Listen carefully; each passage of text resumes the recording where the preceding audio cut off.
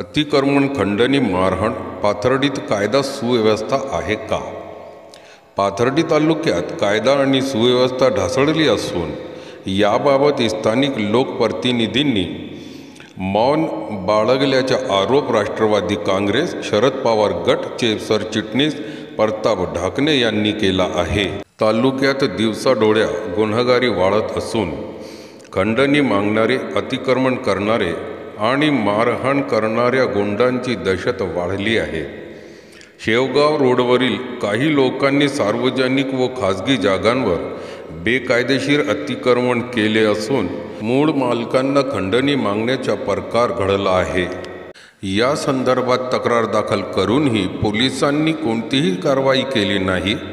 याउलट अतिक्रमण करणाऱ्या गुंडांनीच मूळ जागा मालकांवर खोटे गुन्हे दाखल करून त्यांना त्रास देण्याचा प्रयत्न केला आहे। शहरात एका स्वर्ण व्यावसायिकाच्या तरुण मुलाला गुंडांनी बेदम मारहाण केली असून या घटनेमुळे गुंडांचा वाढता प्रभाव स्पष्ट झाला आहे। मारहाण झालेल्या तरुणांचे कुटुंब पोलिसात तक्रार देण्यास घाबरत आहे, त्यामुळे आरोपी खुलेआम फिरत आहेत। पोलिसांना आरोपींची माहिती असूनही त्यांच्यावर कारवाई केली जात नाही, ही बाब गंभीर असल्याचे ढाकणे यांनी सांगितले।